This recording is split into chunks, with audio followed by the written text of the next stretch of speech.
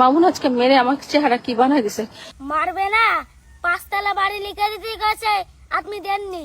আমি আগেই কইলাম মামুনটা ছেড়ে আমারে ধরেন। আমার পেজ ডিলিট করে দিছে, আমি জানি। আমার পেজ আমি ডিলিট করে দিছে ভাইয়ারা। আপনি কাইন্দেন না, আপনার পেজ, আপনার টিকটক আইডি সবকিছুই আমি খুলে দেবো। তারপরে আপনি কাইন্দেন না প্লিজ।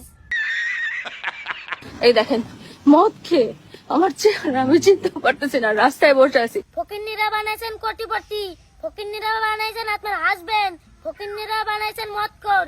এটা তো আপনার সাথে হবে স্বাভাবিক। মোবাইল দিয়ে মেরে আমাকে কি করছে? মোবাইল দিয়ে মেরে তো আপনার গোল আলুর মতন চেহারা বানিয়ে দিয়েছে।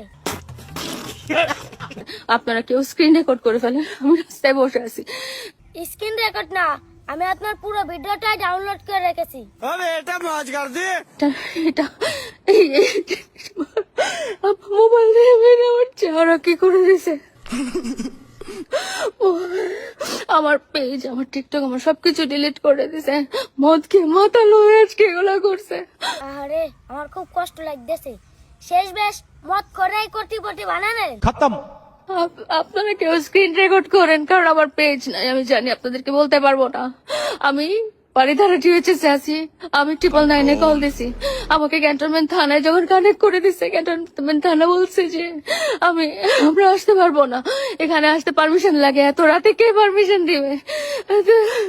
তিরিপল নাইলে কল্লা দিয়ে আমাকে কল দিলেও পারতে, আমি উড়ে চলে আসতাম।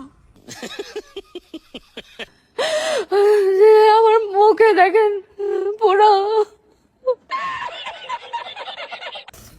উড়ে আল্লাহর আমার সোনারা কি করেছে।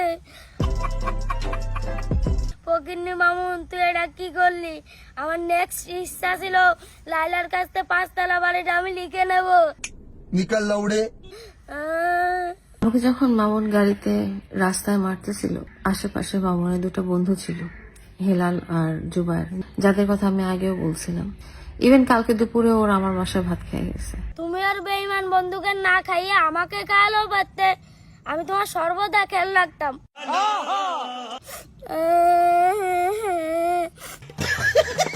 আমি ওদেরকে বারে বারে বলতেছিলাম যে মামুনকে থামাও বা আমাকে সেভ করো, গাড়ি থেকে আমাকে সেভ করো। সবশেষে আমি একটা কথাই বলতে চাই, মামুন ভাইয়ের এই কাজটা করা একদমই ঠিক হয়নি।